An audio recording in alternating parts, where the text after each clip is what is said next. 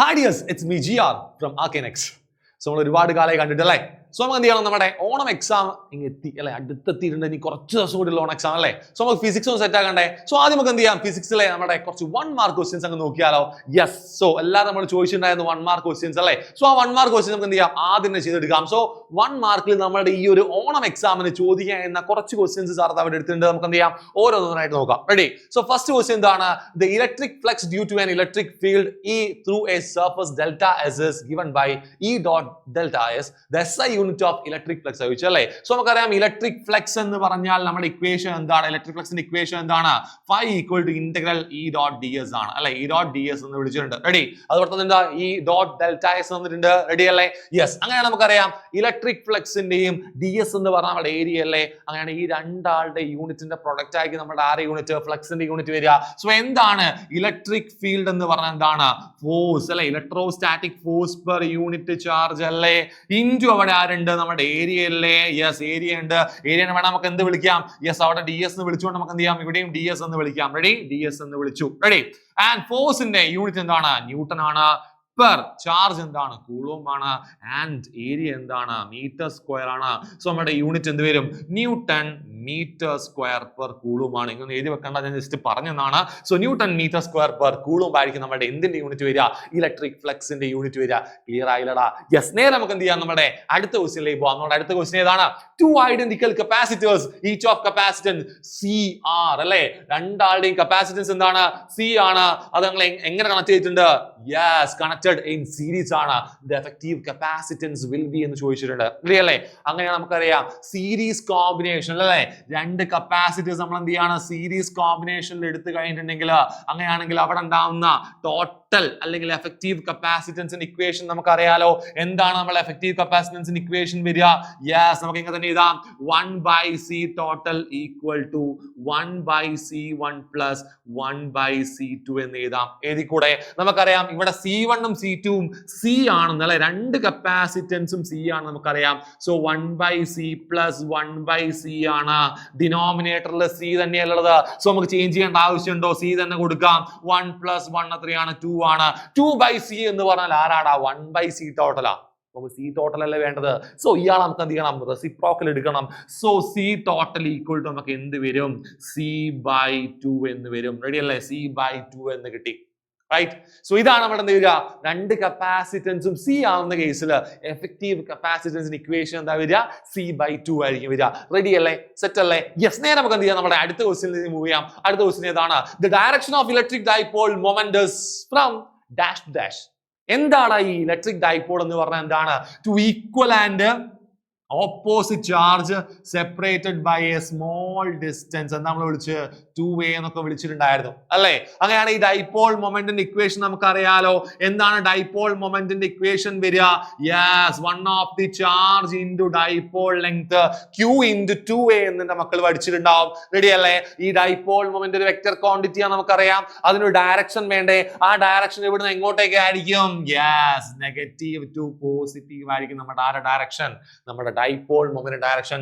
So the direction of electric dipole moment is from എവിടുന്നാണ്, yes negative to എങ്ങോട്ടേക്കാണ് വരിക, positive ആയിരിക്കും വരിക. ധൈര്യത്തിൽ നിങ്ങൾ എഴുതിക്കോ, ഒരു പ്രശ്നമില്ല.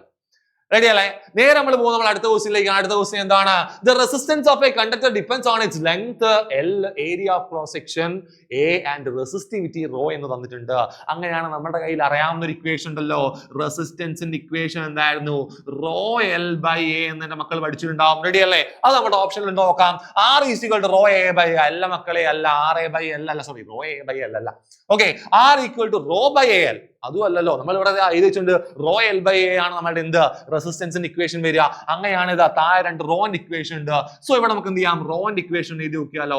സോ റോ ഈക്വൽ ടു നമുക്ക് എന്ത് പറയാം, RA/L എന്ന് പറഞ്ഞൂടെ, പറയാം. അതുണ്ട് നോക്കാം നമുക്ക്. Yes, rho equal to RA/L ദാ ഉണ്ട്, നമ്മുടെ ഓപ്ഷൻ സി അവിടെ ഉണ്ട്. സോ നമുക്ക് ധൈര്യമായിട്ട് മാർക്ക് ചെയ്യാൻ നമ്മുടെ ഓപ്ഷൻ സി ആയിരിക്കും. റോ ഈക്വൽ ടു എന്താ വരിക, RA/L എന്ന് വരും. റെഡി അല്ലേ? സിമ്പിൾ, ഇത്രയുള്ള പരിപാടി. റൈറ്റ്? അപ്പൊ അടുത്ത ക്വസ്റ്റ്യനിലേക്ക് പോകാലോ. അടുത്ത ക്വസ്റ്റ്യൻ ഇതാണ്, electrostatic potential at A point at A distance R from a point charge is proportional to. നമുക്കറിയാം ഇലക്ട്രോസ്റ്റാറ്റിക് പൊട്ടൻഷ്യൽ ഇക്വേഷൻ എന്താണ്, V equal to 1/4 pi epsilon 0 Q/R ആണെന്ന് അറിയാലോ. ഇവിടെ തന്നെ നോക്കിയാൽ നിങ്ങൾക്ക് മനസ്സിലാവും ദാ നമ്മുടെ പൊട്ടൻഷ്യലും നമ്മുടെ റേഡിയസ് എന്ന് വിളിക്കാമെങ്കിലും അത് എങ്ങോട്ടേക്കുള്ളതാണ്? ആ ഒരു പോയിന്റിലേക്കുള്ള ഡിസ്റ്റൻസ് ആണ് അല്ലെ. R എന്ന് പറഞ്ഞാൽ ഡിസ്റ്റൻസ് ആണ് R. സോ നമുക്ക് എന്ത് പറയാം? V is proportional to 1/R എന്ന് വെച്ച് എന്ത് പ്രൊപ്പോർഷണാലിറ്റിയാ? ഇൻവേഴ്സ്ലി പ്രൊപ്പോർഷണൽ ആണല്ലോ. സോ നമുക്ക് ധൈര്യമായിട്ട് മാർക്ക് ചെയ്യാലോ. ദ പൊട്ടൻഷ്യൽ അല്ലെ, the electrostatic potential arc proportional ആണ്? 1/R ന് പ്രൊപ്പോർഷണൽ ആണ്. സോ നമുക്ക് എന്ത് ചെയ്യാം? ദാ നമ്മുടെ ഓപ്ഷൻ എ മാർക്ക് ചെയ്യാം. സിമ്പിൾ അല്ലേ? Yes, simple. ഓക്കെ, അടുത്ത ക്വസ്റ്റ്യനിലേക്ക് പോയാലോ. നെക്സ്റ്റ് ക്വസ്റ്റ്യൻ ഇതാണ്. The direction of A magnetic Lorentz force acting on A charge moving with a velocity v in a magnetic field BS. അപ്പൊ ഡയറക്ഷൻ ആണ് നമ്മൾ ചോദിച്ചിട്ടുള്ളത് അല്ലെ. സോ ഡയറക്ഷൻ കിട്ടാൻ നമുക്ക് ഇക്വേഷൻ വേണ്ടേ? എന്താ നമ്മുടെ മാഗ്നറ്റിക് ലോറൻസ് ഫോഴ്സിന്റെ ഇക്വേഷൻ എന്താണ്? Yes, magnetic Lorentz force F equal to എന്താണ്? Q into V cross B ആണ്. ഏത് പ്രൊഡക്റ്റ് ആണ്? ക്രോസ് പ്രൊഡക്റ്റ് ആണ്. സോ V ക്രോസ് B ചെയ്ത് കഴിഞ്ഞാൽ നമുക്ക് കിട്ടുന്ന എന്തായിരിക്കും? ഒരു വെക്ടർ ആയിരിക്കും, ഒരു ഡയറക്ഷൻ ഉണ്ടാകും. അത് എന്തിന് പ്രൊപ്പോർഷണൽ ആയിരിക്കും? V ക്രോസ് B ക്ക് പ്രൊപ്പോർഷണൽ ആയിരിക്കും അല്ലേ. സോ V ക്രോസ് B ക്ക് കറസ്പോണ്ടിങ് ആയിട്ട് ഒരു വെക്ടർ നമുക്ക് അവിടെ കിട്ടും.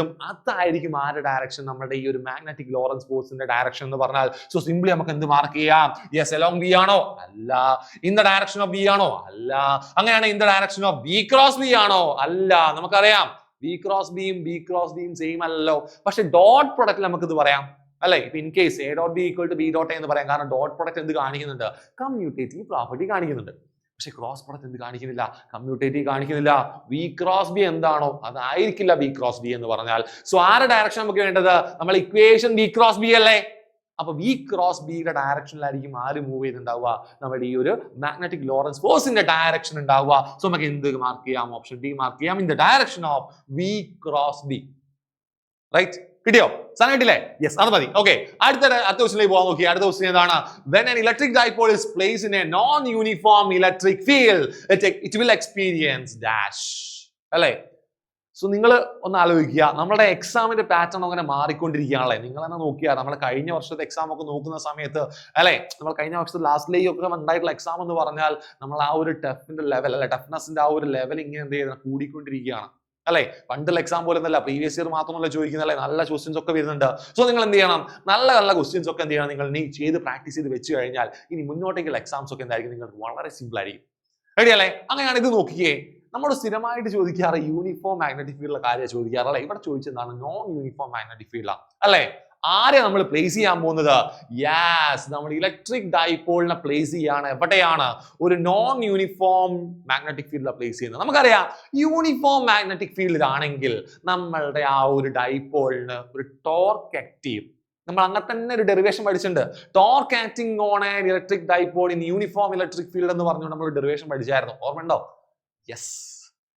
അപ്പൊ അവിടെ നമുക്ക് ടോർക്ക് ഉണ്ടായത് അല്ലേ. പക്ഷെ ഇവിടെ എന്താണത്? നോൺ യൂണിഫോം മാഗ്നറ്റിക് ഫീൽഡ് ആണ്.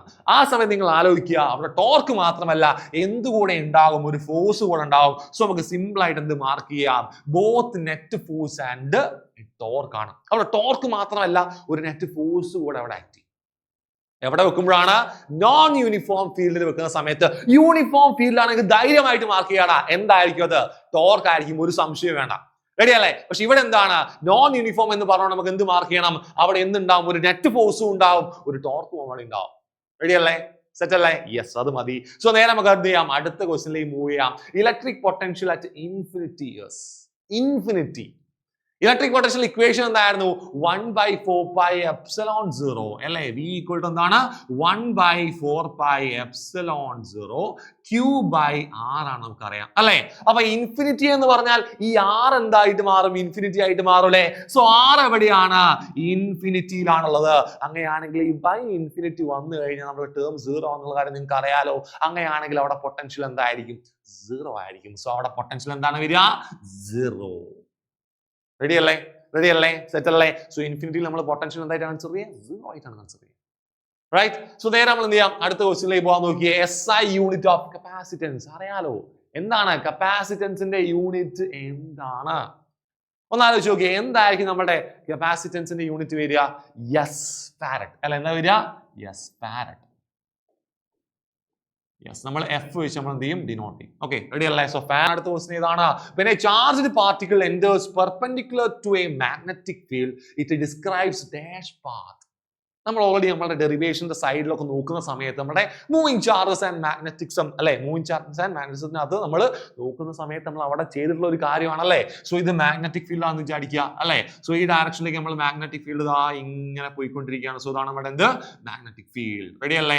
സോ നമ്മുടെ മാഗ്നറ്റിക് ഫീൽഡ് ആണ്. ഒരു ചാർജ് എങ്ങനെയാണ് എൻ്റർ ചെയ്യുന്നത് അല്ലെ, ഈ മാഗ്നറ്റിക് ഫീൽഡിന് പെർപെൻഡിക്കുലർ ആയിട്ട് എൻ്റർ ചെയ്യാൻ വെച്ചോ, ഇങ്ങനെ എൻ്റർ ചെയ്ത് കഴിഞ്ഞാൽ അത് എന്ത് പാത്തിലേക്ക് പോകും നമുക്കറിയാം. യെസ്, ഒരു സർക്കുലർ പാത്തിലേക്ക് അത് മൂവ് ചെയ്യും. കാരണം അവിടെ എന്തുണ്ട്, ഒരു ഫോഴ്സ് അതിന് കിട്ടുന്നുണ്ട്. റെഡി അല്ലേ? ആ ഫോഴ്സ് മാഗ്നറ്റിക് ലോറൻസ് ഫോഴ്സ് അല്ലേ, മാഗ്നറ്റിക് ലോറൻസ് ഫോഴ്സ് അവിടെ ഉണ്ട്. അപ്പൊ ആ ഒരു ഫോഴ്സ് കാരണം അത് എന്ത് പാത്തിലേക്ക് പോകും, നമ്മുടെ സർക്കുലർ പാത്തിലേക്ക് അത് മൂവ് ചെയ്യാൻ തുടങ്ങും. റെഡി അല്ലേ? അപ്പൊ സിമ്പിൾ ആയിട്ട് നമുക്ക് എന്ത് മാർക്ക് ചെയ്യാം, ഇതാ നോക്കിക്കേ ഏതൊക്കെയുള്ളത്. അത് നമ്മൾ ആളുണ്ട് നോക്കണ്ടല്ലോ, പിന്നെ നോക്കണ്ടേ വേണ്ട. ഓക്കെ, റെഡി അല്ലേ? അപ്പൊ ഹെലിക്കൽ പാത്ത് നിങ്ങൾ ആലോചിക്കണ്ട, ഹെലിക്കൽ അവിടെ ഉണ്ട്, ഹെലിക്കൽ അവിടെ ഉണ്ട്. ഹെലിക്കൽ എപ്പോഴാണ്? യെസ്, പാരലായിട്ട് മൂവ് ചെയ്യുമ്പോഴല്ല, പെർപെൻഡിക്കുലർ ആയിട്ട് മൂവ് ചെയ്യുമ്പോഴല്ല. പക്ഷെ എങ്ങനെയാണ്? ഒരു പെർട്ടിക്കുലർ ആംഗിളിൽ അല്ലെ. നിങ്ങൾക്കറിയാം, ഞാൻ ഓൾറെഡി ഇന്ന് പറഞ്ഞു തരാണ്. പാരലായിട്ട് മൂവ് ചെയ്യുമ്പോൾ എങ്ങനെയാണ്? അതേ സെയിം സ്ട്രെയിറ്റ് പാത്തിൽ ഇങ്ങനെ കോൺസ്റ്റന്റ് ആയിട്ട് മൂവ് ചെയ്ത് പോകും. പെർപെൻഡിക്കുലർ ആകുമ്പോൾ ആളെന്ത് ചെയ്യും? നേരെ സർക്കുലർ പാത്തിൽ ഇങ്ങനെ കടന്നു വരും. ഇനി ഒരു പെർട്ടിക്കുലർ ആംഗിളിൽ കടന്നു വരികയാണെങ്കിലോ, നിങ്ങൾക്കറിയാം പെർട്ടിക്കുലർ ആംഗിൾ എന്ന് പറഞ്ഞാൽ അതിനെ റെസല്യൂട്ട് ചെയ്യുന്ന സമയത്ത് ഒരു ഹൊറിസോണ്ടൽ വെലോസിറ്റി ഉണ്ടാവും, യെസ് വെർട്ടിക്കൽ വെലോസിറ്റി ഉണ്ടാവും. സോ ഒരേ സമയം എന്ത് ചെയ്യണം? അതിന് മുന്നോട്ടേക്ക് മൂവ് ചെയ്യണം, സർക്കുലർ പാത്തിൽ മൂവ് ചെയ്യണം. സോ ഈ പാത്ത് നമ്മൾ വിളിക്കുന്ന പേരാണ് എന്ത്? Helical path. അതെപ്പോഴാണ്? ഒരു പെർട്ടിക്കുലർ ആംഗിൾ അത് എൻ്റർ ചെയ്യുന്ന സമയത്താണ് അല്ലെ, അതർ ദാൻ 90 and 0. റെഡി അല്ലേ? കൺഫ്യൂഷൻ അല്ലോ. ഓക്കെ, അത് ക്വസ്റ്റ്യൻ നമുക്ക് പറയാം. റെഡി അല്ലേ? നമ്മൾ അടുത്ത ക്വസ്റ്റ്യനിലേക്ക് മൂവ് ചെയ്യാണ്. അടുത്ത ക്വസ്റ്റ്യൻ ഏതാണ്? As the number of turns of A solenoid carrying current increases the magnetic field dash. Okay, as the number of turns of a solenoid carrying current increases the magnetic field dash. എന്ത് ചെയ്യും magnetic field? എന്താണ് ചെയ്യുക? നമുക്കറിയാം, നമ്മുടെ സോളിനോയിഡിന്റെ അകത്തുള്ള magnetic field equation എന്താണ്? μ0 ni ആണ് അല്ലെ. ഈ n എന്ന് പറഞ്ഞാൽ നമ്പർ ഡെൻസിറ്റി ആണെന്നറിയാം. നമ്പർ ഡെൻസിറ്റി എന്താണ്? Number of turns per unit length ആണ്. നേരെ സബ്സ്റ്റിറ്റ്യൂട്ട് നമുക്ക് എന്ത് വരും? b equal to μ0 n by l into i എന്ന് കിട്ടിയില്ലേ. ഇപ്പോഴും നമുക്ക് ഇതാ ഇവിടെ സിമ്പിൾ ആയിട്ട് പറയാൻ സാധിക്കും. എന്തെന്ന് വെച്ചിട്ടുണ്ടെങ്കിൽ ഈ magnetic field number of turns എന്താണ്? ഡയറക്ട്ലി പ്രൊപ്പോർഷണൽ ആണ്. സോ നമ്പർ ഓഫ് ടേൺസ് കൂടുന്ന സമയത്ത് മാഗ്നറ്റിക് ഫീൽഡ് ഇൻക്രീസ് ചെയ്യണ്ടേ? സോ ഒരു സംശയം വേണ്ട, എന്ത് നിങ്ങൾക്ക് മാർക്ക് ചെയ്യാം അവിടെ? ഇൻക്രീസസ്. എന്താ ചെയ്യുക? അത് ഇൻക്രീസ് ആണ് ചെയ്യുക അല്ലെ. നമ്പർ ഓഫ് ടേൺസ് കൂടുമ്പോൾ മാഗ്നറ്റിക് ഫീൽഡ് എന്താവും? കൂടിയിരിക്കണം. ഒരു സംശയം വേണം. റെഡി അല്ലേ? യെസ്. അപ്പൊ ഈ ഒരു 1 മാർക്ക് ക്വസ്റ്റ്യൻ നിങ്ങൾക്ക് എല്ലാവർക്കും മനസ്സിലായെന്ന് വിചാരിക്കുകയാണ്. സോ ഇതേപോലത്തെ 1 മാർക്ക് ക്വസ്റ്റ്യൻ നിങ്ങൾ ഇനിയും വേണമെങ്കിൽ എന്ന് വെച്ചിട്ടുണ്ടെങ്കിൽ ഇതേപോലെ ഒരു 1 മാർക്ക് ക്വസ്റ്റ്യന്റെ ഒരു പാർട്ട് ബി കൂടെ നിങ്ങൾക്ക് ആവശ്യമുണ്ടെങ്കിൽ നിങ്ങൾ തീർച്ചയായിട്ടും എന്ത് ചെയ്യുക? നിങ്ങൾ കമന്റ് ബോക്സിൽ വന്നിട്ട് എന്ത് ചെയ്യുക? കമന്റ് ചെയ്യുക. സോ നമ്മൾ ഇതിന്റെ ഒരു വീഡിയോ കൂടി നമുക്ക് എന്ത് ചെയ്യാം? റെഡി അല്ലേ? സോ ഇതേപോലത്തെ കൂടുതൽ വീഡിയോസ് നിങ്ങൾക്ക് ആവശ്യമുണ്ടെങ്കിൽ എന്ത് ചെയ്യുക? തീർച്ചയായിട്ടും ഈ ഒരു ചാനൽ എന്ത് ചെയ്യുക? സബ്സ്ക്രൈബ് ചെയ്ത് വെക്കുക. സോ കറക്റ്റ് ആയിട്ട് എന്ത് ചെയ്യുക? ഫോളോ ചെയ്യുക. സോ നമുക്ക് എന്ത് ചെയ്യാം? അടുത്ത വീഡിയോയിൽ വീണ്ടും കാണാം. അതുവരെയും